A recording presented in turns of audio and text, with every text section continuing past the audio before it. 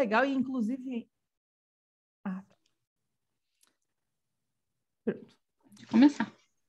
Perfeito. Boa noite, pessoal, tudo bem? Para quem não me conhece, eu me chamo Olívia, eu sou especialista em direito tributário, mestranda em políticas públicas. Se tudo der certo, semana que vem serei mestre. E eu vim aqui falar com vocês um pouquinho hoje sobre princípios fundamentais, ou seja, né, aqueles artigos que vão dar para a gente a base para interpretar os outros artigos da Constituição e o restante da legislação que compõe nosso ordenamento jurídico, tá? Seja a lei, portaria, resolução, bom, tudo. Por quê? Porque é o que fundamenta a nossa norma fundamental. Então, olha o poder, né, desses artigos, desses conceitos. Então, vamos lá. Aí, qualquer dúvida pode me perguntar, tá? Eu destaquei aqui o preâmbulo, primeiro por ser o preâmbulo, segundo porque muita gente, a gente acaba vendo muito questionamento de meu Deus, no preâmbulo diz sobre a proteção de Deus, mas é um Estado laico. O preâmbulo, ele não é norma, tá? O preâmbulo, ele traz um valor, ele traduz o que deu... qual a intenção da Constituinte ao criar a Constituição, ok? Quais os valores que eles consideraram para elaborar a Constituição. Então, ainda que o Estado seja laico, aqueles que participaram da elaboração da Constituição poderiam não ser, alguns ou a maioria, e por isso colocaram, por exemplo, sob a proteção de Deus. Mas, enfim, vamos ler aqui o preâmbulo para a gente ir pontuando. Nós, representantes do povo brasileiro, reunidos em Assembleia Nacional Constituinte para instituir um Estado democrático destinado a assegurar o exercício dos direitos sociais e individuais, a liberdade, a segurança, o bem-estar, o desenvolvimento, a igualdade e a justiça como valores supremos de uma sociedade fraterna, pluralista e sem preconceitos, fundada na harmonia social e comprometida na ordem interna e internacional com a solução pacífica das controvérsias. Promulgamos, sob a proteção de Deus, a seguinte Constituição da República Federativa do Brasil. Repara que aqui eles estão expondo todos os valores, os principais valores considerados para a elaboração da Constituição. Então, sempre que a gente vai interpretar alguma norma constitucional, fazer alguma ponderação, esses valores a gente tem que ter em mente, ou seja, olha, quem escreveu esse artigo quis dizer isso, tinha isso em mente. Então, é isso que eu preciso considerar para ler esse artigo, tá? Sempre lê ela como um todo. Então, em resumo, embora o preâmbulo não seja uma norma, não tem força de norma, tá? Ele é um valor, ele é importante para o exercício interpretativo dos artigos da Constituição. Tudo bem até aqui? Então, vamos seguir. Eu comecei pelo artigo 3 porque eu sou rebelde. Não, brincadeira. É porque eu acho mais prático falar primeiro dos objetivos e depois dos fundamentos. Até por uma diferença que a gente percebe nos incisos dos objetivos fundamentais da República Federativa do Brasil, que, olha, sempre que se trata de objetivo, o inciso começa com verbo. Então, construir uma sociedade livre, justa e solidária, garantir o desenvolvimento nacional, erradicar a pobreza e a marginalização e reduzir as desigualdades sociais e regionais, promover o bem de todos, sem preconceitos de origem, raça, sexo, cor, idade e quaisquer outras formas de discriminação. Repara que, diferente dos outros artigos que a gente vai estudar hoje, esse começa com verbo. Então, começou com verbo em relação ao primeiro título da Constituição, a gente está falando de um objetivo fundamental. Reparem também que esses objetivos, eles são todos correlacionados, tá? Então, é preciso garantir o desenvolvimento nacional para construir uma sociedade livre, justa e solidária. Opa, peraí que eu vi agora que meu computador está descarregando, só um minutinho. É com emoção.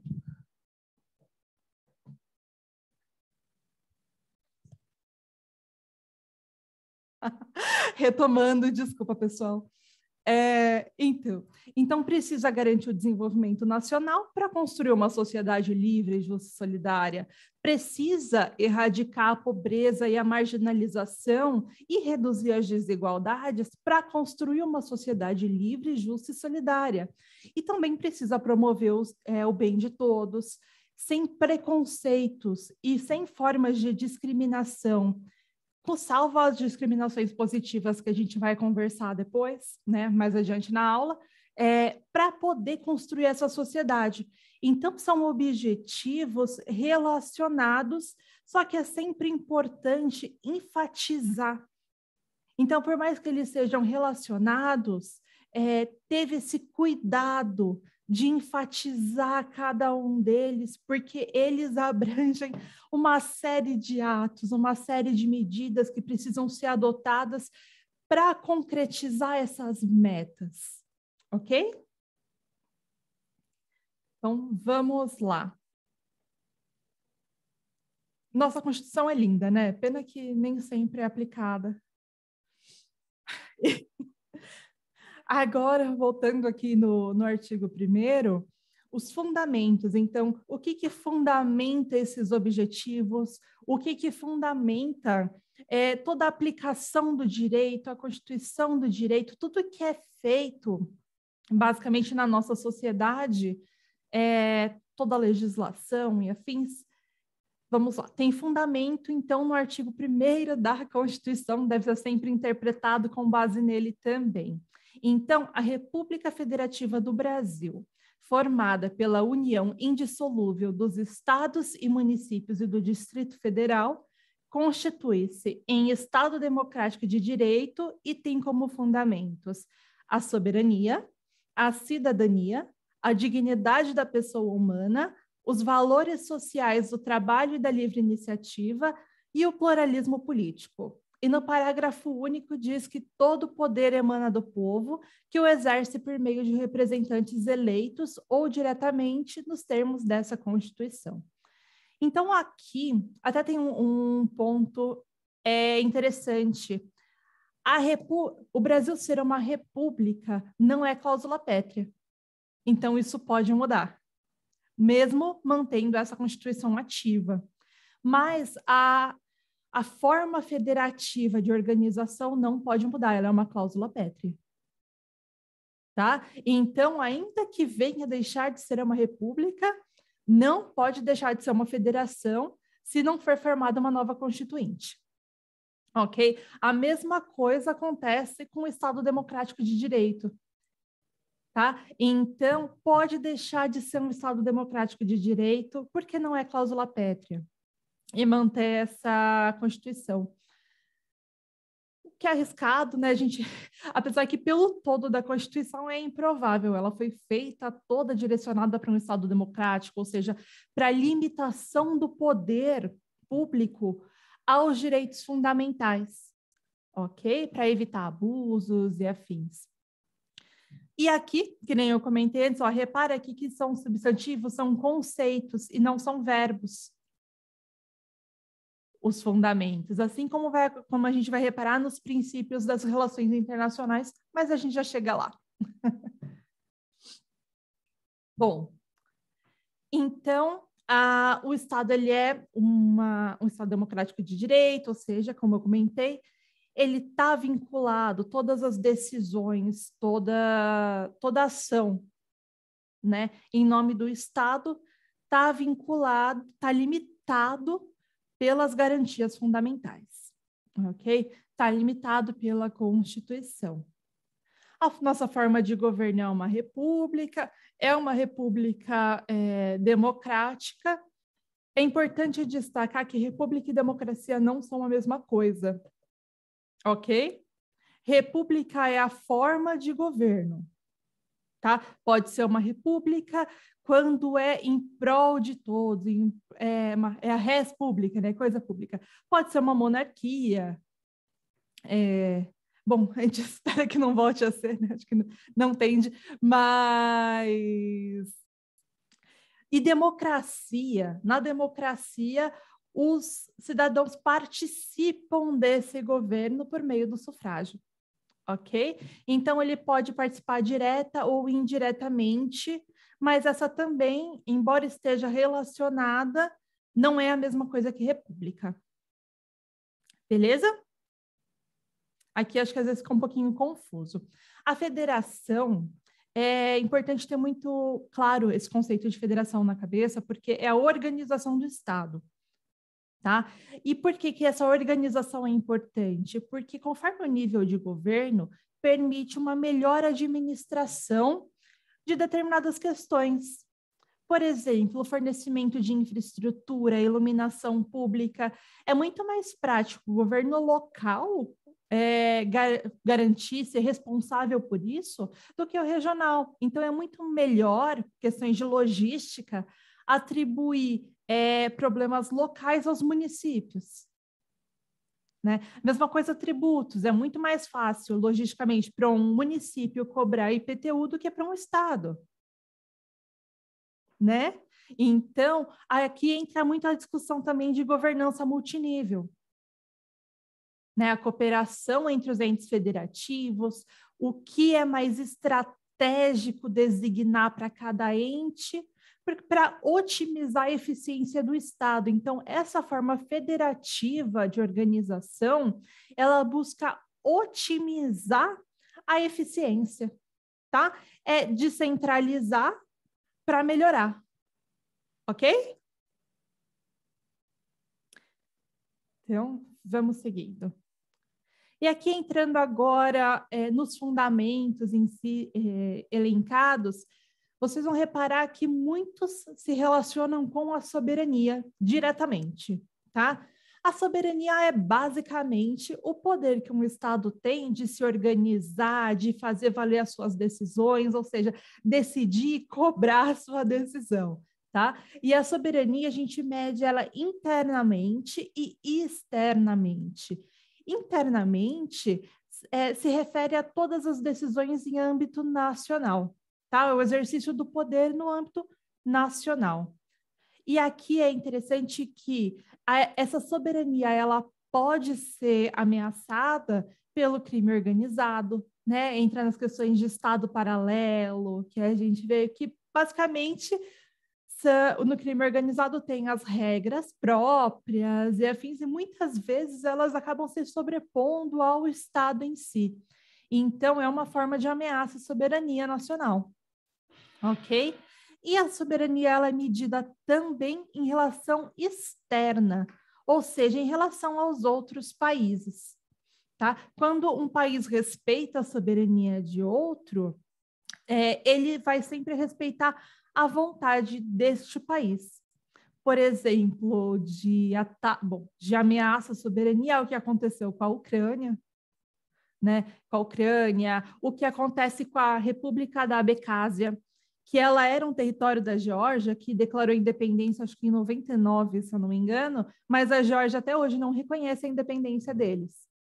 Então, quando uma região não tem a sua soberania reconhecida, ela sofre constantes ameaças, ela não consegue viver um estado de paz plena, porque isso prejudica as relações, ela muitas vezes não é reconhecida como um país. Eu destaquei a Abcásia porque acho que só 8 países reconhecem ela como país, né, como uma soberania, e alguns desses não são reconhecidos pela grande maioria dos outros países. Então, isso acontece bastante, bastante. Tá, então, basicamente a interna é a soberania, é o direito, né, o poder de ter as suas decisões respeitadas e poder se estruturar internamente. tá? E a soberania refletida externamente é ser respeitada por outras soberanias, ser reconhecida e respeitada por outras soberanias. Ok, até aqui? Seguindo, então, cidadania, é bacana ver que esses conceitos, né, os fundamentos, eles evoluem muito com o tempo. Cidadania é um exemplo de um conceito que evoluiu muito, né? Deixou de ser o mero direito de votar, votar e poder participar da vida pública, para se tornar o direito de votar, ser votado, participar da vida pública de forma consciente e ativa. Olha que lindo. Então, aqui não basta você participar, você votar. Aqui compreende você entender o que está fazendo, participar de forma ativa, de forma consciente, né? Então, é uma evolução muito bacana do conceito em si. Bom, a dignidade da pessoa humana, ela é também um fundamento do Estado brasileiro e um fundamento das relações internacionais, principalmente no pós-guerra, né? Passou a ser expressamente prevista na grande maioria dos países, nas suas constituições, ok? Começando pela alemã, se eu não me engano. Então, e o que é essa dignidade da pessoa humana? A dignidade da pessoa humana é a dignidade intrínseca ao ser humano, tá? Ou seja, por ser um ser humano, eu sou digna de respeito pela minha existência, independente da minha cultura, das minhas características. Eu sou um ser humano, eu mereço respeito, eu tenho direito a ter respeito, a ter um tratamento digno na condição humana, assim como todos os outros humanos. Ok? Perfeito. Pluralismo político é um fundamento que muitas vezes a gente vê gerar uma confusãozinha com pluripartidarismo. O pluralismo político é a garantia de ter ideias próprias, ideias diferentes, ideias particulares, afins, e ser respeitado. Então, o pluralismo político se refere à ideologia, tá? Nos mais diversos assuntos.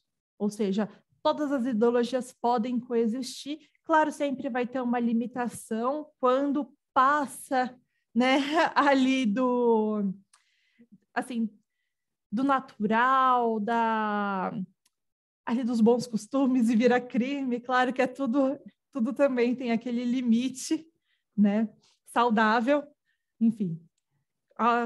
Limitado ao respeito ao outro, mas todas as ideologias precisam ser aceitas, tá? Devem ser aceitas. O pluripartidarismo, sim, que é a possibilidade de ter vários partidos políticos, mas isso não é um fundamento do Estado brasileiro. Eu só trouxe porque muita gente confunde esses conceitos, ok?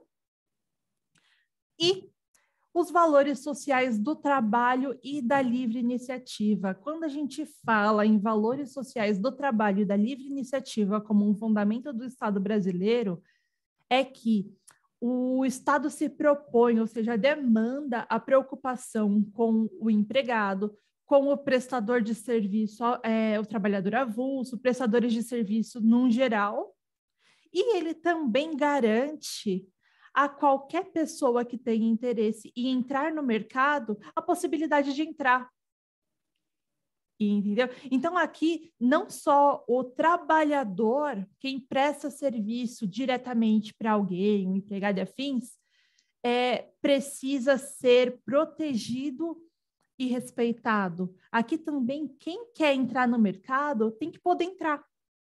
E a gente vê o reflexo disso na legislação voltada para o microempreendedor individual, para as pequenas empresas, microempresas, garantindo o acesso amplo, o acesso de quem inicialmente não teve as mesmas oportunidades de, por exemplo, já chegar com investimento, se tornando aí uma grande no mercado. Então, essa proteção eu destaco sempre que não é só de quem trabalha para alguém, mas é de quem presta serviço também como uma atividade empresarial.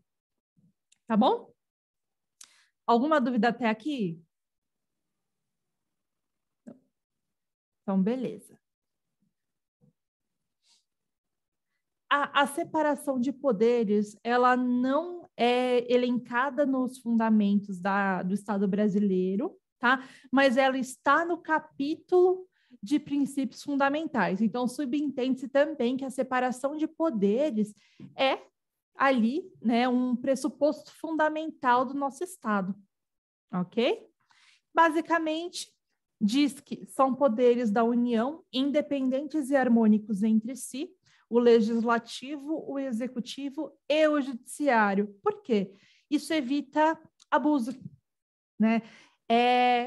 Bom, considerando todo o histórico, porque se a gente entende a história, muitas vezes evita que ela se repita, a gente percebe que essa Constituição ela é muito preocupada em evitar abuso contra os direitos humanos, evitar abuso de poder.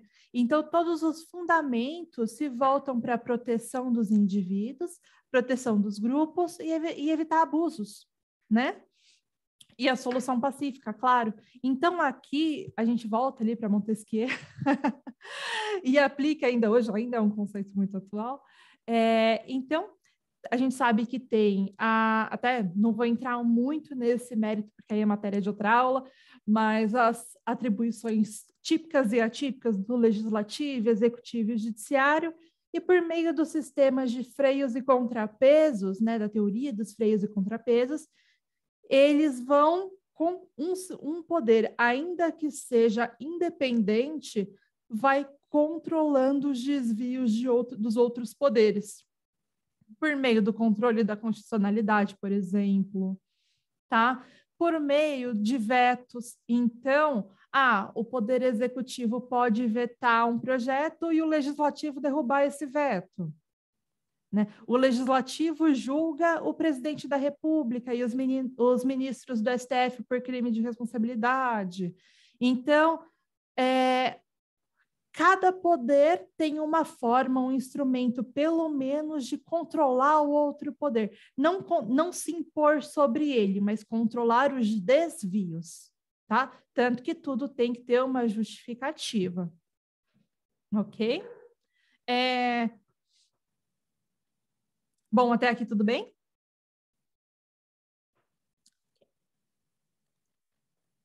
Agora, vamos entrar um pouquinho mais no entendimento dos princípios constitucionais. Embora estejam todos tratados na parte de princípios fundamentais,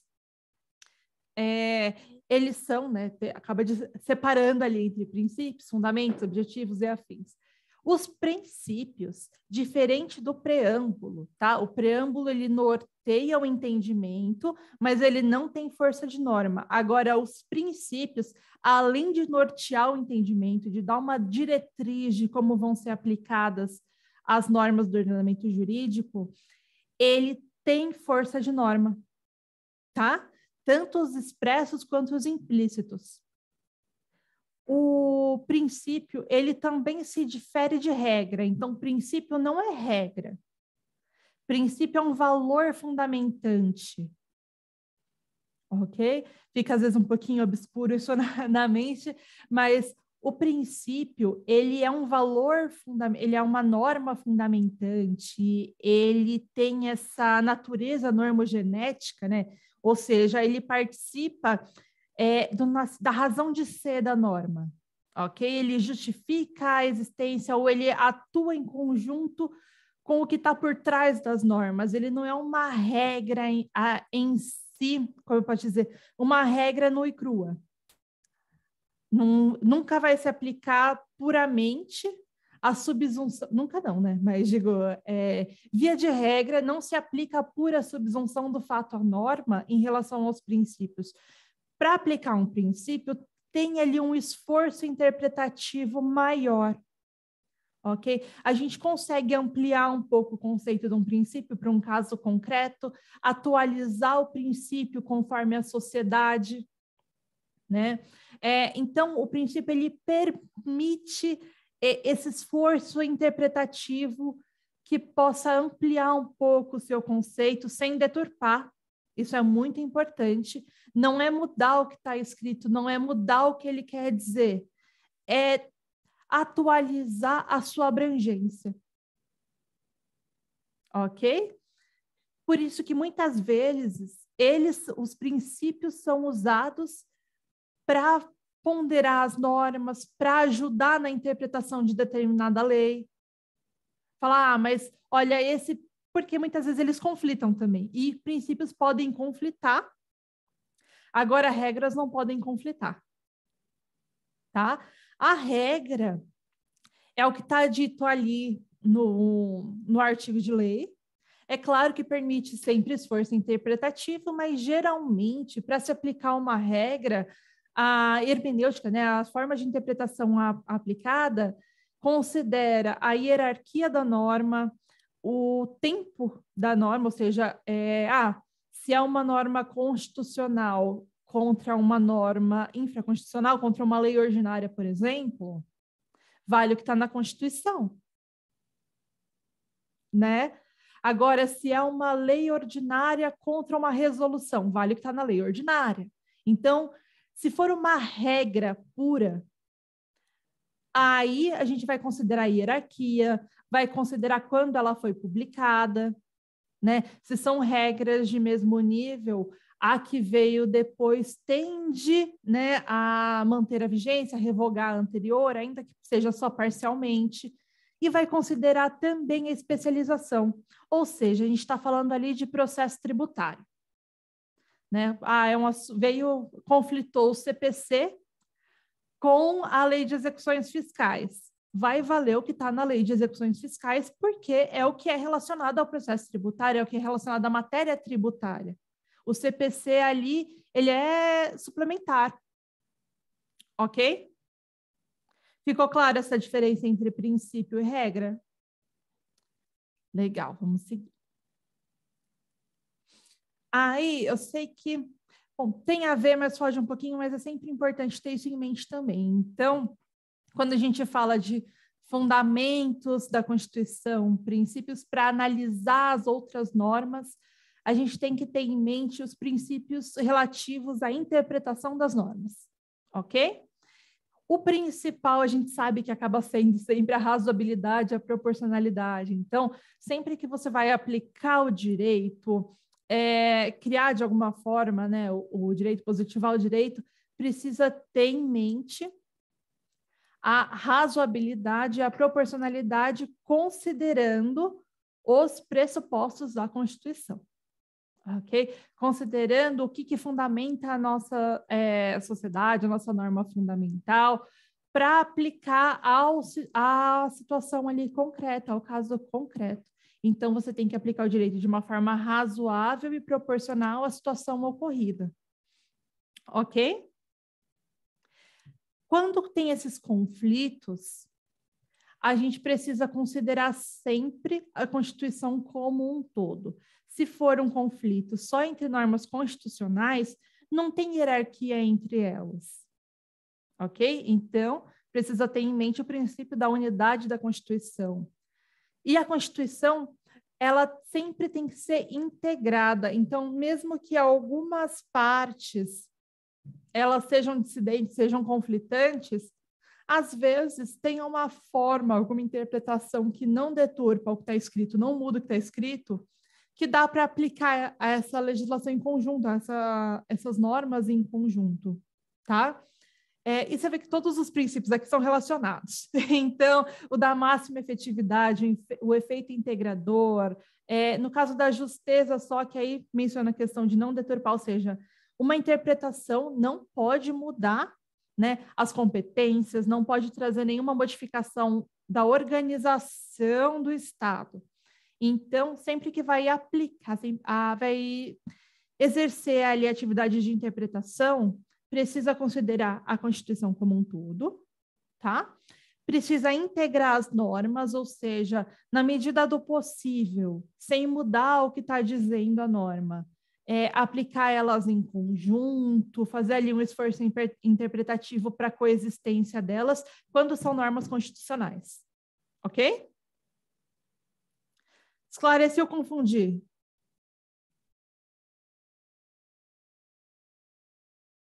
Vou considerar que esclareci, então. E aqui, nos outros princípios interpretativos, também vai tudo no mesmo sentido. Princípio da harmonização, que é a questão de harmonizar ali sem resultar numa extinção de uma das normas, não. Tentar sempre aplicar ali em conjunto sem deturpar, ok? Até essa questão de não deturpar vem no princípio da força normativa. A gente não pode mudar o que está ali. O exercício de interpretação não é isso, ok?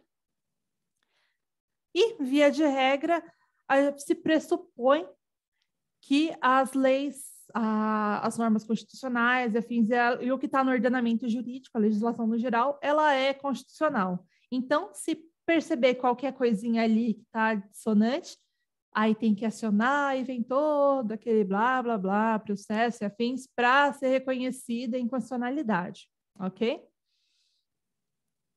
Bom, pessoal, nenhuma dúvida até aqui? Posso passar para umas questões? Agora que é com emoção. Vamos lá. Essa questão é desse ano, inclusive, eu achei ela bem interessante, porque ela é bem difícil, né? Precisa, acho que demanda um raciocínio aí além do conhecer, pura e simplesmente. Vamos lá. No que tange à institucionalização dos direitos e das garantias fundamentais na Constituição Federal de 1988, assinale a opção correta. Eu sempre dou a dica de ir grifando a questão, o cabeçalho da questão, porque muitas vezes a gente está tão nervoso na prova e acaba confundindo, é incorreta, vai assinalar a correta, aí está quase tudo certo, aí dá aquele desespero. Então, quando vai grifando, vai facilitando a vida, tá? A opção A. Aí, se vocês puderem desmutar o microfone para responder comigo, eu agradeço, tá?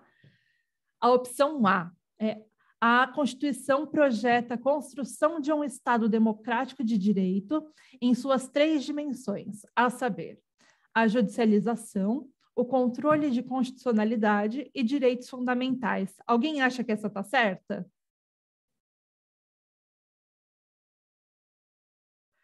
Vou para a próxima. A B.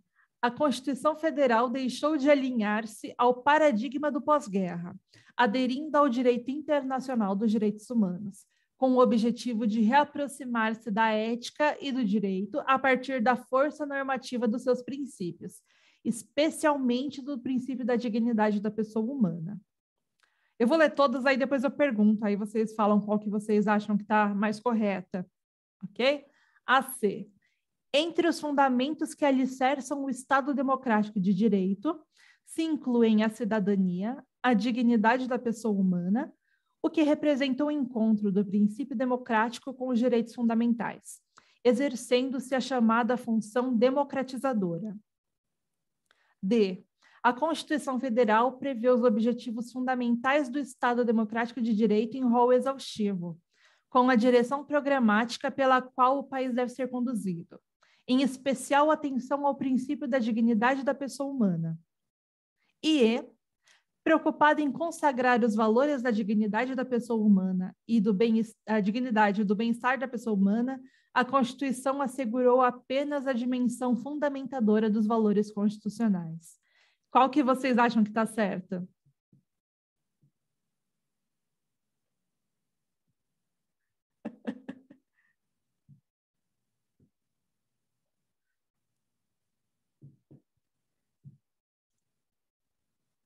E aí, pessoal?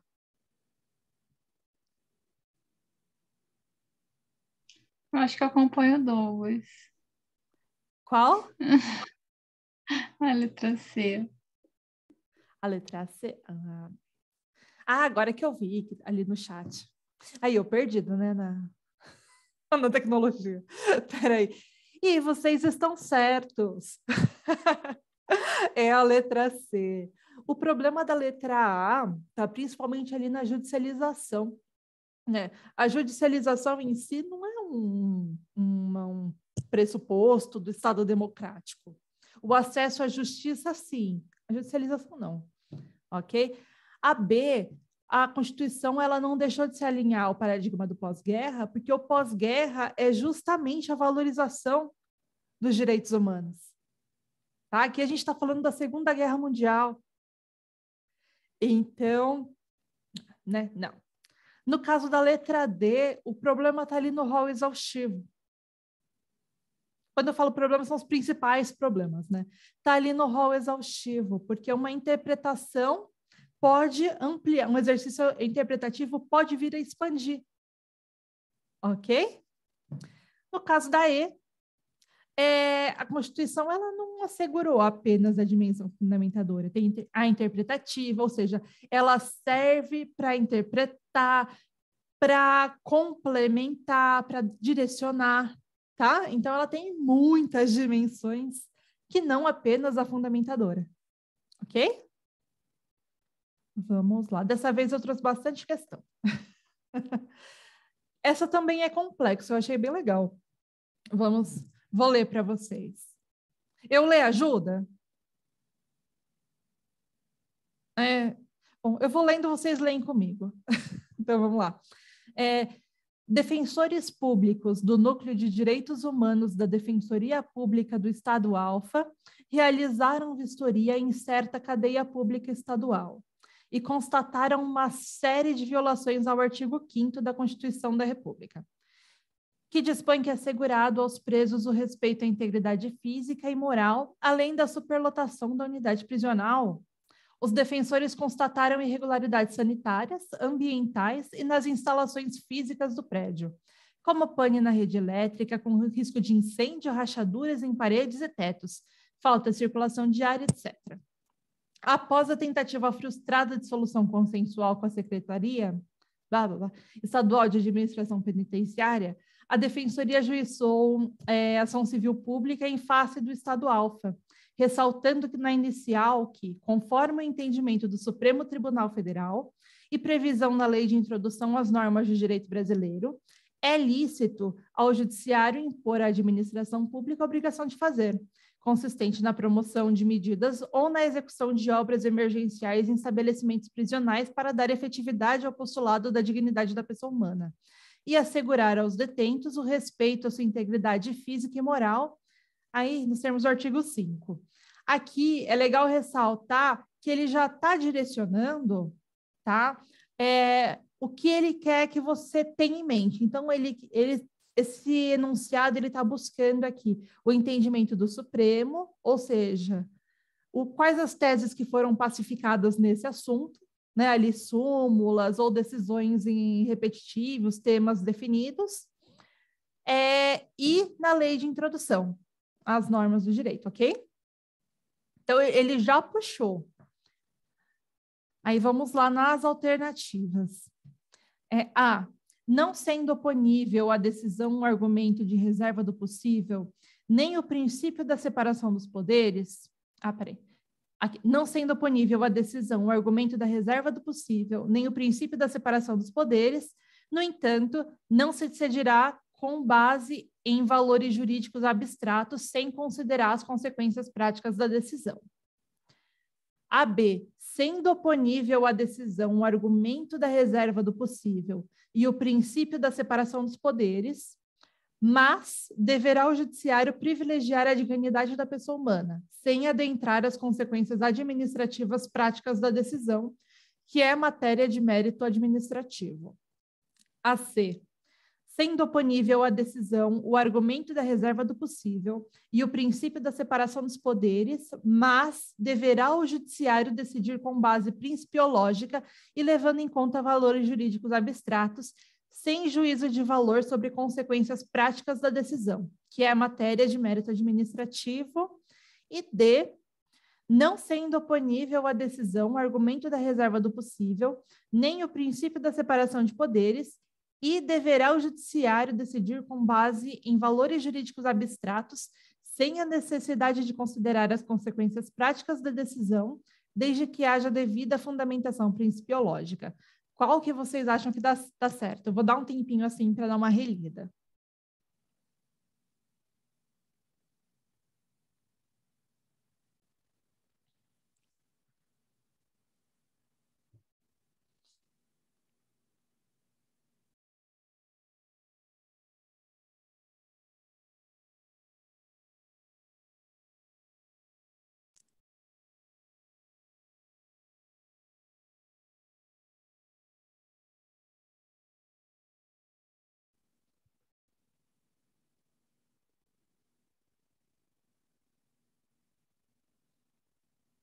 A hora que vocês tiverem uma resposta, pode mandar no chat ou me falar por aqui.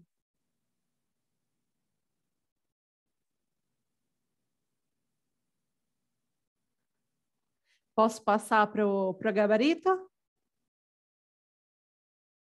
Pode, vamos ver. Tadã, vocês acertaram. Perfeito. Perfeito. E estava justamente no artigo 20 da Lei de Introdução e teve uma decisão de 2015 falando num caso similar. Ok, então a ata fundamentadíssima. Vou passar para a próxima. Bom, vamos lá para a terceira questão. Sobre os princípios fundamentais da Constituição brasileira, assinale a afirmativa incorreta. Aqui é errada, ok? Então vamos lá na A. O princípio republicano, que traduz a maneira como se dá a instituição do poder na sociedade e a relação entre governantes e governados, está mantido na ordem constitucional, porém não está protegido formalmente contra a emenda constitucional, pois não é uma cláusula pétrea. B. A competência tributária é conferida às pessoas políticas pelo povo, que é detentor de todas as formas de poder, consistindo tal manifestação princípio republicano. C. O princípio da capacidade contributiva, expresso na primeira parte do parágrafo 1º do artigo 45 da Constituição. 145, olha eu. Tá tarde, gente, desculpa. Reforça o princípio republicano, pois, sempre que possível, os impostos terão caráter pessoal e serão graduados segundo a capacidade econômica do contribuinte. E D. A capacidade contributiva a qual alude a Constituição e que a pessoa política é obrigada a levar em conta ao criar, legislativamente, os impostos de sua competência, é subjetiva, porque se refere às condições econômicas reais de cada contribuinte individualmente considerado. E aí, qual que vocês acham que está incorreta?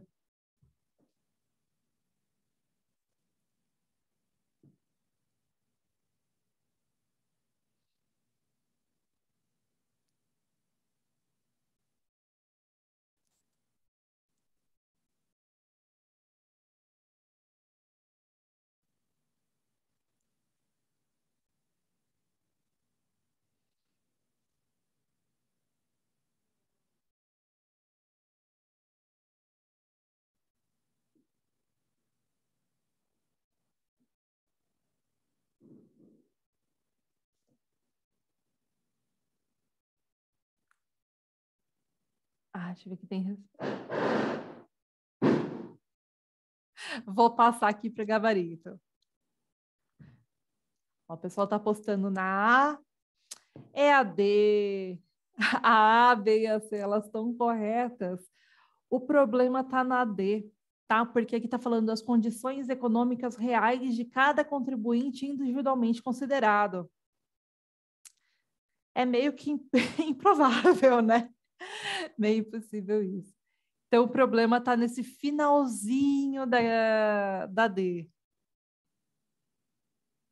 Mas ela é uma questão difícil mesmo. Aí, professora, eu fiquei na dúvida entre a C e a D. Eu lembrei que a senhora falou, no slide a senhora falou que não era cláusula pétrea. Aí eu lembrei que a A estaria correta. Agora a C e a D me confundiram. É confuso não, mesmo. E eu me confundi porque na hora de ler eu não vi o não está protegido. Eu entendi como se tivesse protegido. E aí eu fiquei assim. E na letra D eu achei estranho ter como ser individual. Eu falei, meu Deus, o que está acontecendo? É complicado considerar as condições reais, né? E essa é uma questão muito difícil, porque dependendo de como se interpreta aqui, até, né, faria um pouco de sentido por causa da gradação, da progressividade, tananã, mas não, não tem como ser as condições econômicas reais de cada contribuinte, blá, blá. Então, eu fiquei pensando em questões de tributário, não de constitucional, né? Então, também errei mais ou menos nisso. Não, mas fica tranquila, porque assim, aí aqui também o problema está no subjetivo, porque considerando pontualmente as reais, acaba sendo mais objetivo até que subjetivo, né? Mas enfim, o tributário, ele está sempre relacionado ao constitucional. Então, pensar constitucional e tributário tá super relacionado, tá? Não dá para separar ali um arquivinho na nossa mente para tributário e considerar ele sozinho e considerar constitucional. Por quê? Os tributos, né, são a receita para mover a máquina pública. Então, todos os tributos precisam sempre respeitar, claro que as outras legislações também, mas os tributos, ainda com quesinho a mais, assim, tem que considerar todos os ditames constitucionais. Tá bom? Então, tá sempre ali. Bom, alguma dúvida até aqui, gente? Se tiver tudo ok, eu vou seguir para o princípio da igualdade. Então, vamos lá. O princípio da igualdade, que eu acho que é uma matéria muito falada, mas talvez nem tão compreendida, né?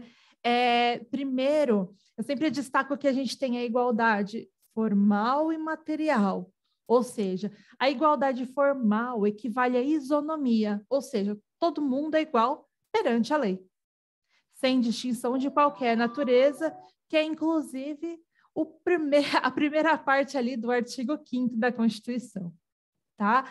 Então, isonomia é a igualdade formal. Aí tem a igualdade substancial, que é a igualdade material, ou seja, a igualdade de condições, ok? E ela é muito importante, porque a nossa Constituição, ela busca trazer meios de propiciar essa igualdade de condições. Então, as políticas públicas, as ações afirmativas, que a gente vai entrar um pouquinho desse mérito daqui a pouco, ela visa sempre não, né? Mas ela visa tentar equiparar, tentar reduzir as desigualdades, considerando as diferenças, e aí a gente vai entrar também aqui no mérito de discriminações positivas e negativas. Então, quando a gente considera a igualdade formal, a gente considera que está todo mundo no mesmo plano para determinada questão. Então, aqui é para aplicação da lei. Para aplicação da lei, ok? Todo mundo é igual. Agora, quando a gente trata de igualdade material, ou seja, substancial, a gente está falando de igualdade de condições, igualdade de garantias. Então, a nossa Constituição, ela busca garantir aos brasileiros e aos estrangeiros residentes a inviolabilidade do direito à vida, ou seja, o direito à vida, a liberdade, a igualdade, a segurança e a propriedade, além, né, de educação, saúde, afins. Então, a gente tem que buscar a Constituição como um todo. E aí, todas essas garantias estão relacionadas com a igualdade substancial. Ou seja, para você poder exercer os seus direitos, você tem que estar consciente de quais são eles, você tem que ter saúde, você não tem que estar correndo risco de vida, entendeu? Porque aí você está exercendo seus direitos ali, você conseguiu plenamente, por assim dizer, né, na medida do possível sempre. Então, tá mais ou menos claro que a igualdade material e formal, a diferença entre elas? Então, eu vou seguir. Bom, o princípio da igualdade, então, como eu mencionei, ele acaba também puxando o conceito de diferença e discriminação. Por quê? Para ser igual, para tratar as pessoas como igual, precisa considerar a diferença entre elas. Para poder equilibrar, as pessoas partem de situações diferentes, nascem em condições diferentes, culturas diferentes e afins. Então, a gente precisa tratar as pessoas de forma diferente para tratar elas iguais. Então, são um tratamento diferente na medida das diferenças, ok? E isso possibilita alcançar um pouco mais essa igualdade material, tá? E eu falei também que puxa esse conceito de discriminação, porque tem a discriminação negativa, ou seja, o racismo, a intolerância, né? Tratar as pessoas diferentes não sendo para torná-las iguais. Então, essas formas de discriminação são repudiadas, ok? Agora, a discriminação positiva, que é para reduzir as desigualdades, são super aceitas, ok? São objetos de ações afirmativas, que são justamente essas políticas que buscam alocar recurso, que buscam tomar medidas, ou proporcionar medidas, viabilizar medidas que equiparem um pouco mais, que tragam alguma reparação para grupos prejudicados, tá? Ou garantam direitos. Por quê? Alguns direitos, por mais que a gente saiba que são direitos, precisam ser reafirmados, né? A legislação, ela representa também a sociedade e os caminhos da sociedade. Então, às vezes, a sociedade falha num ponto e vem ali uma legislação tentando, né, proteger o nicho vítima da onde a sociedade está falhando. Então, aí vem as questões de ações de reconhecimento para proteger determinadas culturas, determinadas características, ok? Ações de gênero e afins, tá? Dentre as ações afirmativas que entram aí a questão de políticas públicas, nós temos as políticas de distribuição, que é quando o Estado ele se vale dos próprios recursos, já ali, né, orçamentários e afins, para fornecer, para beneficiar alguns grupos, alguns nichos, algumas camadas da sociedade em questões pontuais, por exemplo, levar infraestrutura para onde falta, fornecer vacinação, fornecer determinados medicamentos, ok? Tem também as políticas redistributivas. Nas redistributivas, a gente, tem uma manipulação de recurso público para poder atender determinadas questões na agenda. Então, por exemplo, teve uma enchente. O pessoal da região que sofreu com a enchente pode ser isento, por exemplo, do IPTU. Ou para determinadas camadas da população tem isenção de IPTU, quando para outras as alíquotas são maiores. Né? Eu usei IPTU como exemplo, mas isso né, a gente vê na progressividade de outros tributos, como imposto de renda e afins. E não só na questão de tributos também isso acontece, tá? Tem outros programas que se voltam para essa redistribuição, visando beneficiar, por exemplo, municípios que sofrem com falta de infraestrutura, afins, não tem dinheiro para investir, né, internamente por causa do sistema de repasse, afins, e vem algumas políticas que redirecionam, né, maior valor para esses, ou limita a distribuição de valores para aqueles municípios que são mais desenvolvidos. A gente vê muito isso na distribuição do ICMS da cota municipal. O artigo 158 da Constituição, ele determina que do que é arrecadado, né, do que o Estado recebe de ICMS, 25% vai para os municípios. A diferença é que o Estado pode definir quais os critérios de repasse, ou seja, o município tem que fazer o quê, ou tem que preencher qual critério para receber, né? Aí entra ali valor agregado, área, tem a política do ICMS ecológico, que é inclusive o objeto da minha dissertação, que aí é o Estado estabelecendo o preenchimento de critérios ambientais pelos municípios para receber, né, uma parte dessa verba. Então, essa divisão, por meio dessa divisão do que vai de ICMS para cada município, o Estado está fazendo ali uma política redistributiva, ele pode limitar, entendeu? Limitar valores para mandar mais para outros, vai depender sempre da agenda de cada local, e a gente vê diversas formas de políticas redistributivas, ok? E tem essas políticas de reconhecimento que eu já tinha mencionado, que seria em relação de reconhecimento de identidade, cultura e afins, para proteger ou para enfatizar o respeito a determinados grupos, ok? Um ponto que tem que tomar muito cuidado, muito cuidado, e às vezes sem querer, por falha, acaba acontecendo, é a discriminação indireta. O que é isso? É quando você faz uma política, faz uma legislação, às vezes até para proteger e acaba discriminando, tá? Você acaba prejudicando alguém sem perceber. Então, por exemplo, está tendo algum problema com moradia e afins, então vem uma legislação para falar, olha, tem os requisitos mínimos das construções, né, das casas. Só que esquecem de colocar acessibilidade. Então, sem querer, entendeu? Tentaram ajudar colocando requisitos básicos para ter uma proteção ali, né, questão de, sei lá, fundação da casa, coloca ali para tentar deixar o prédio mais seguro. Estava caindo muito prédio, ou muita casa, muita construção, vamos colocar ali e falar da fundação. Mas aí falou da fundação e não teve nada mencionando acessibilidade. Aí constroem só esses apartamentos sem condomínios que só tem escada. Né? Aconteceu uma discriminação indireta aqui. Por que quem tem a mobilidade reduzida? Entendeu? Então, é uma cautela que é necessário ter. Às vezes, ajuda e discrimina. Tá? Digo, ajuda um nicho e discrimina outro.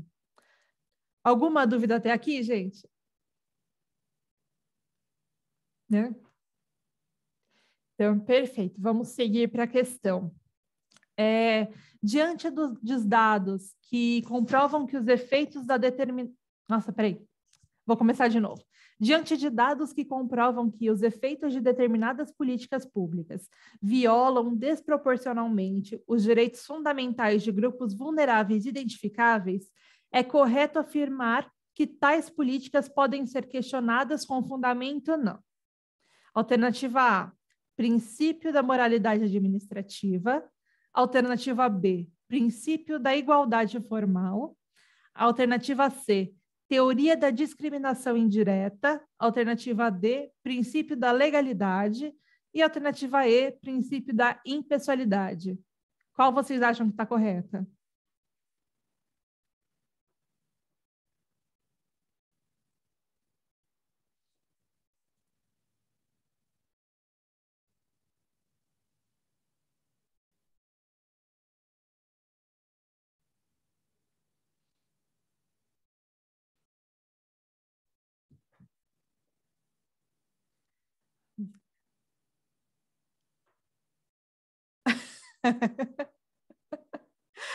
É isso aí, vocês acertaram.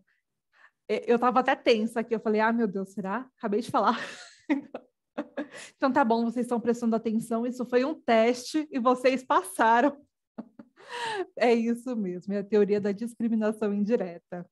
Eu vou passar para a próxima, tá? Que aí... Vamos lá, mais uma questão. É legal que eu vi que está caindo bastante sobre políticas públicas no geral, né? Bem legal isso. Bom, as medidas de discriminação reversa aqui, com o objetivo de proteger grupos historicamente discriminados ou vulneráveis, promovem políticas compensatórias focais, são denominadas. Nossa, peraí. As medidas de discriminação reversa, com o objetivo de proteger grupos historicamente discriminados ou vulneráveis, promovem políticas compensatórias focais, e essas políticas são denominadas A, liberdade de consciência, B, ações afirmativas, C, movimentos raciais, D, segregação positiva e E, igualdade material. Qual vocês acham? Aê, tá todo mundo certo. É a B. Mais uma, e eu acho que essa é a última desse... não. Ali é o gabarito. Vamos lá. Considerando-se o conteúdo jurídico do princípio da igualdade, é vedada, ou seja, é proibida. A prática discriminatória com base na ocupação profissional, razão pela qual é inconstitucional a previsão de isenção de imposto de renda aos magistrados. B, a ação afirmativa com vistas à inclusão de grupo historicamente periférico dado que constitui medida discriminatória inadmitida pela Constituição. C. A utilização do princípio da proporcionalidade como instrumento de controle de discriminações positivas empreendidas por meio de políticas públicas. D. A imposição tributária de acordo com a capacidade econômica do cidadão, visto que ricos e pobres são titulares de iguais direitos. E E. A reserva de vagas para deficientes em concursos públicos, considerando que deve haver a igualdade de condições para o ingresso ao serviço público. Qual vocês acham que é proibida? Em atenção ao princípio da igualdade.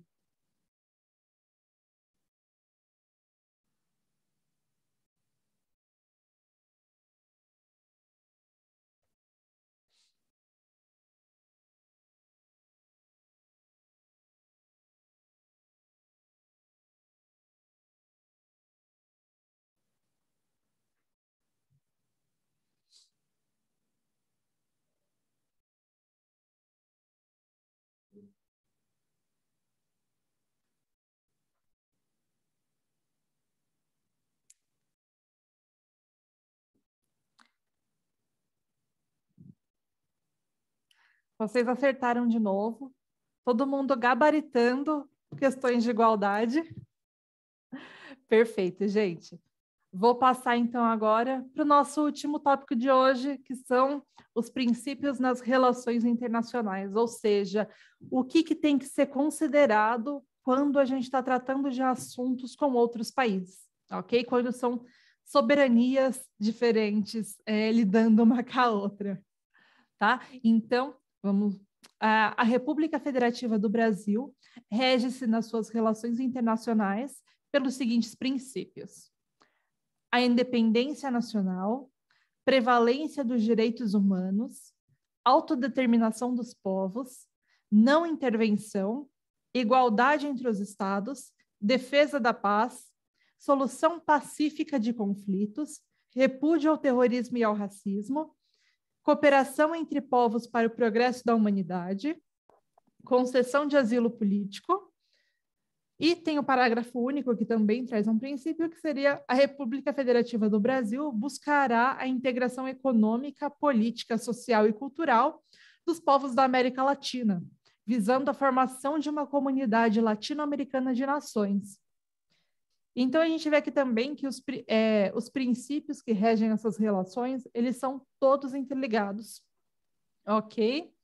A questão de independência, tá? Dos direitos humanos. Então, desses conceitos principais decorrem os outros. Eu vou falar agora de um por um, assim como os outros.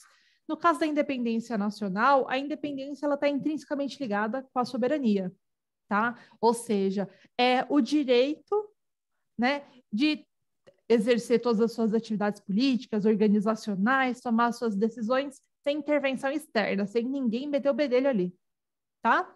A prevalência dos direitos humanos é que se tem algum conflito que acaba gerando uma afronta a direitos humanos, a gente deve sempre decidir com base nos direitos humanos. Então, vai gerar o que gera a proteção dos direitos humanos, e aí isso acaba se relacionando também, por exemplo, com a concessão de asilo político. A gente tem relação comercial com algum país, mas tem uma pessoa sendo perseguida lá e pede asilo político no Brasil. Talvez não seja do interesse daquele Estado, né, mas se preenche os requisitos para concessão de asilo político, aí nós temos que oferecer, tá? Oferecer e aceitar. A autodeterminação dos povos. A autodeterminação dos povos significa que ela está relacionada com o poder, a liberdade de se organizar politicamente, de ter a sua cultura, o seu desenvolvimento econômico, ter as suas próprias características, tá? Desenvolver livremente as suas características sem intervenção externa, ok? A não intervenção também é mais, né, de certa forma, um repeteco dos outros, que é basicamente ninguém pode intervir, né, na nossa forma de organização, na nossa cultura, no que o Brasil considera como adequado para si, ok? Enquanto nação, enquanto soberania, a não ser que entre naquelas questões que representam exceções, né? Mas aí fica um pouquinho mais para frente. Bom, dentre os princípios também temos a igualdade entre os estados. Vocês reparam que a gente vai repetindo, basicamente, são outros nomes para conceitos correlatos. Então, aqui a igualdade entre os estados. Os estados, as soberanias, uma soberania não é melhor que a outra, não tem hierarquia entre os estados, tá? Teoricamente, não tem hierarquia. Então, em todos os assuntos internacionais, deveriam ser tratados como tal, embora a gente saiba que não é bem assim que funciona. A solução pacífica dos conflitos também é um princípio, então a gente não pode criar uma lei afins que privilegie soluções conflituosas em detrimento das pacíficas. Tanto que o Brasil tem uma forte, pelo menos tinha, né, antes do governo atual, uma forte participação na solução de conflitos internacionais, como juiz e afins. Vocês começam a pesquisar um pouquinho. Muitas vezes o Brasil era chamado para resolver esses conflitos porque o Brasil costuma ser um país neutro, né? A gente tem um histórico de não se posicionar em favor de lados. Então, é bem interessante ver o histórico do Brasil nesse ponto. O repúdio ao terrorismo e ao racismo, tá? Então, basicamente, a gente está buscando eliminar, né, o preconceito, o racismo, tanto nas questões internas quanto externas, tá? Nas relações internacionais, internas e nacionais. E ao terrorismo também. Então, tudo que possa afrontar, né, a nossa soberania, os direitos fundamentais dos cidadãos, dos estrangeiros residentes e afins. Claro que tem muitos entendimentos que ali onde limita estrangeiro residente amplia para quem estiver em território brasileiro. Então, toma cuidado nas questões se falam conforme o artigo ou se pedem a letra fria da Constituição ou se falam em geral, assim, a doutrina e a Constituição, porque a doutrina costuma ampliar, né, e a jurisprudência ampliar para os estrangeiros no território, não só os residentes. Esses princípios gerais. Mas beleza, voltando aqui, então, e a defesa da paz, tá? A gente sempre busca manter a paz interna e externa, em relações internacionais, principalmente. Tá? É claro que para a defesa da paz, muitas vezes precisa, né, de medidas contra a ameaça de paz. Então, medidas que têm ali um cunho repreensivo, né? O que acontece por meio das sanções e afins, né? Represálias econômicas, alguns atos de guerra também, né? Que aí tem essas exceções com base na Carta das Nações Unidas, que vale muito a pena ler, se vocês quiserem, eu até posso mandar depois, tá? Os principais tratados e afins desse tema. Bom, alguma dúvida até aqui? Não, então tá bom. Ainda entre os princípios das relações internacionais, a gente considera aqui a cooperação entre os povos para o progresso da humanidade. Então, não é um puro progresso pontual, é o progresso da humanidade. Então, o que vai ajudar no desenvolvimento nos mais variados assuntos, seja ambiental, por exemplo, seja para a erradicação da pobreza, né? Ajudas humanitárias no geral, tá? O que vai elevar a humanidade, muitas vezes como um todo, tá? Muitas vezes local ajuda todos, mas não são, o que eu digo de não especialmente local, é que não é bem, é um nicho aqui que está ajudando, essa cooperação é para ajudar tal nicho. O progresso de tal nicho, o progresso de São Paulo, Não, tá? É o progresso da humanidade. É para isso que tem esse princípio da cooperação. E a concessão de asilo político que a gente já mencionou. No parágrafo único, que tem o princípio da formação de uma comunidade latino-americana de nações, ele acaba sendo representado pelo Mercosul, tá? Ou pela Unasul, que ali foram os países se unindo para formar um mercado comum, para criar facilidades, né, na interação dos comércios aqui da região, dos comércios latino-americanos, para ter uma interação maior na cultura, ok?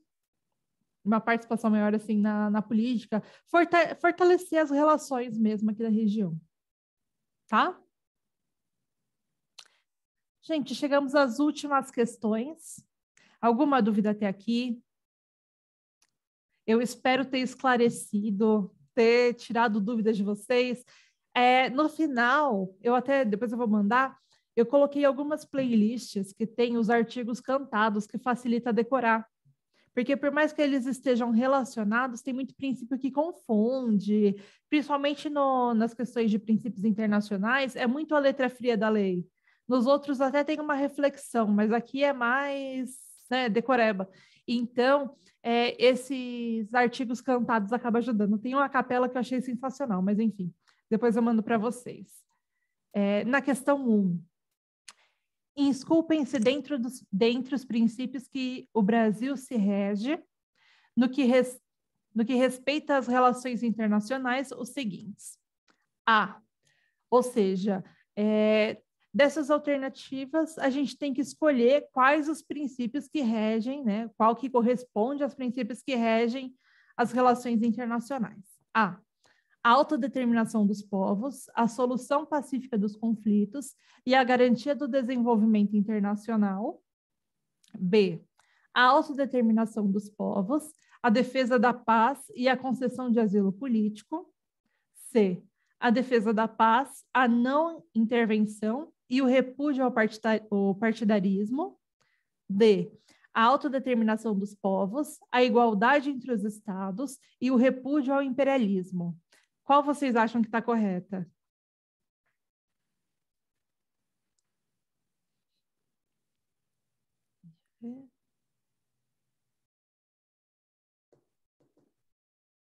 Muito bem, está certíssimo.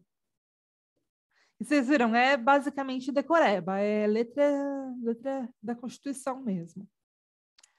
Vamos para o próximo, mas nem vou ficar comentando porque está ali. Dentre os princípios das relações internacionais, há aquele que surgiu como consequência natural do processo de descolonização, ganhando impulso nos primeiros anos após a Segunda Guerra Mundial e que garante o livre desenvolvimento econômico, social e cultural do nosso país. Trata-se do princípio A, de não intervenção estrangeira, B, da igualdade e independência entre os povos, C, do fortalecimento da autonomia interna, D, da prevalência dos direitos humanos e E, da autodeterminação dos povos. Qual que vocês acham que é?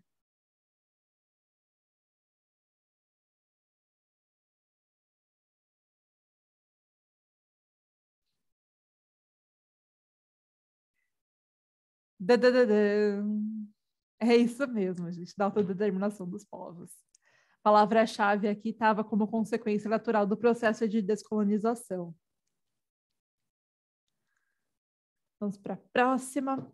A solução pacífica dos conflitos constitui A, objetivo dos partidos políticos, B, fundamento da República e do Estado Democrático de Direito, C, objetivo fundamental da República, D, princípio das relações internacionais e E, objetivo sindical. Qual que vocês acham que é?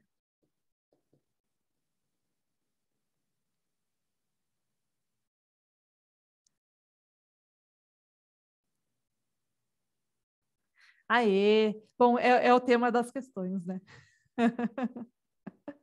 Perfeito. Vamos para mais uma e está acabando.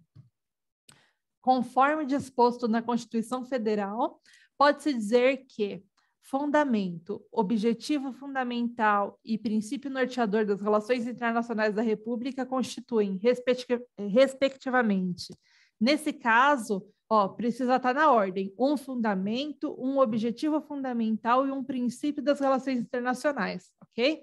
Alternativa A prevalência dos direitos humanos, o pluralismo político e igualdade entre os Estados.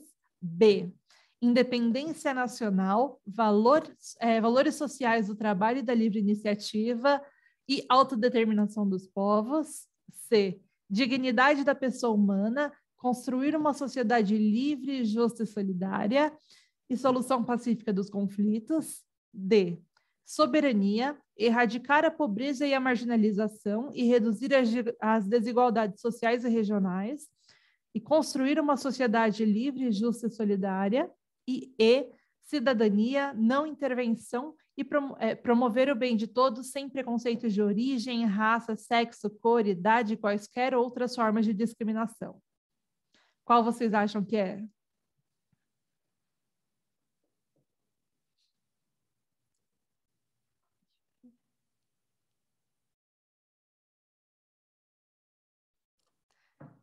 Muito bem, é a C. Sim. Aqui, o bom é que já dava para começar excluindo algumas, que lembra que os objetivos, eles são verbos, começam com verbo. Então, só aí, você não precisa nem lembrar, já exclui pelo menos 3.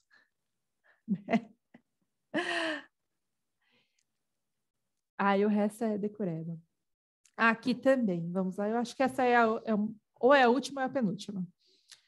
Relacione a coluna 1 com a coluna 2, fazendo a correta associação conforme prescrito no título 1 da Constituição da República Federativa do Brasil de 1998. Coluna 1. Fundamentos da República. Basicamente, identificar qual da coluna 2 é um fundamento, qual é um objetivo e qual é um princípio das relações internacionais, ok?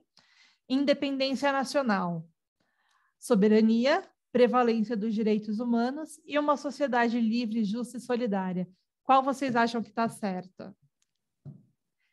É a com 3, 1, 2, 3? A B, a C, a D.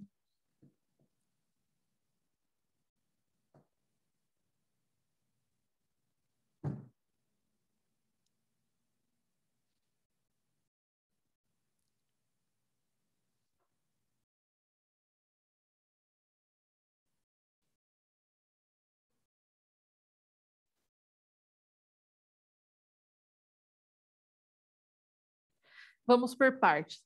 Vocês acham que a independência nacional é um fundamento, um objetivo ou um princípio?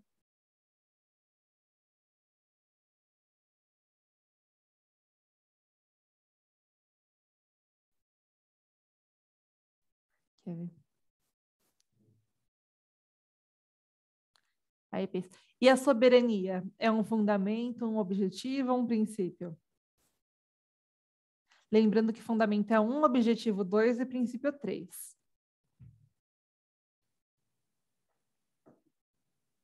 Não estou te ouvindo. Ah, tá. Eu estou pensando.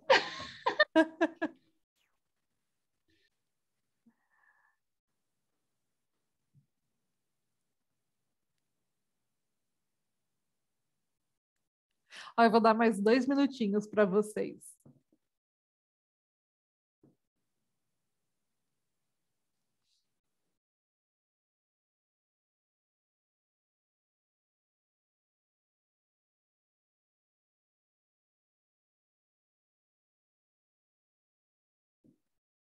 Aqui é interessante que eles colocaram nessa questão sem o verbo. O objetivo.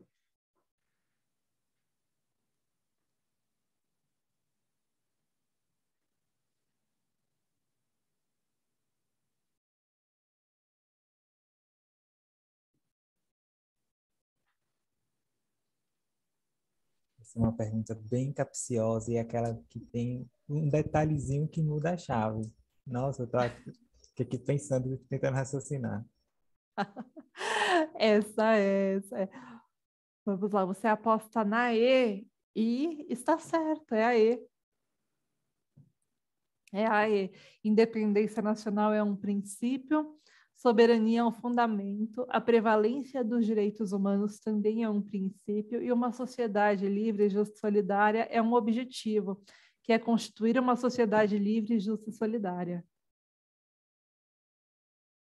E a alternativa D e E, ela só tem uma coisinha que muda, né? Que a primeira alternativa que tem, ou ela é objetivo ou ela é princípio de direito internacional. Aí fica confundindo justamente nisso. Sim, sim. E o pior é que são princípios, que tanto os fundamentos quanto os princípios, eles são relacionados, né? Tem um ali, um e outro que são parecidos, então confunde mesmo. Infelizmente, nessa parte é decoreba, né? Não adianta. Aí tem os áudios que são muito legais, que eu vou passar para vocês. Enfim, vamos para a última questão. De acordo com as assertivas abaixo, assinale a alternativa correta. 1. São fundamentos da República Federativa do Brasil: a soberania, a cidadania e os valores sociais do trabalho e da livre iniciativa. 2. Entre os objetivos fundamentais da República Federativa do Brasil estão a construção de uma sociedade livre, justa e solidária, a solução pacífica dos conflitos e promover o bem de todos, sem preconceitos de origem, raça, sexo, cor, idade e quaisquer outras formas de discriminação. E 3. Dentre os princípios da República Federativa do Brasil, nas suas relações internacionais, estão a cooperação entre os povos para o progresso da humanidade, a defesa da paz e a autodeterminação dos povos. Nessas, vocês acham que tem alguma errada?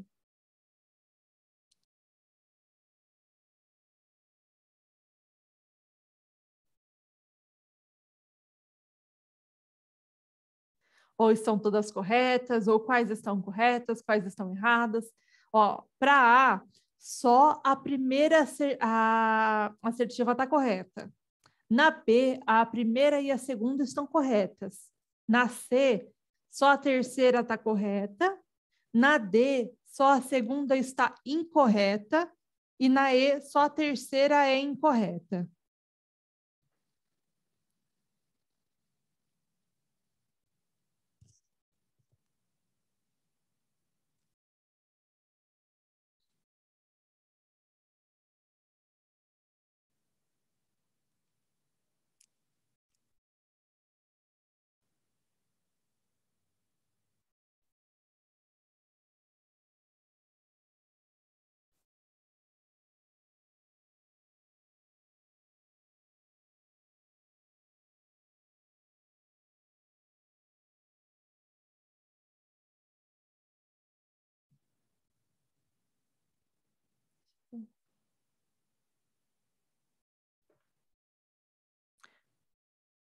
Estão apostando na D. Será?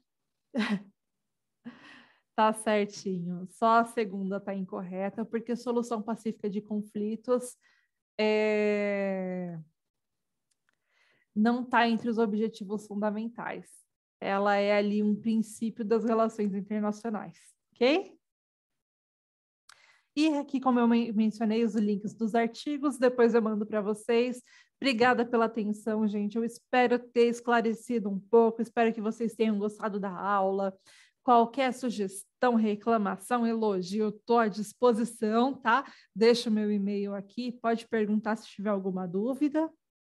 Tá bom? Muito obrigada por tudo. Professora, nós que agradecemos a aula.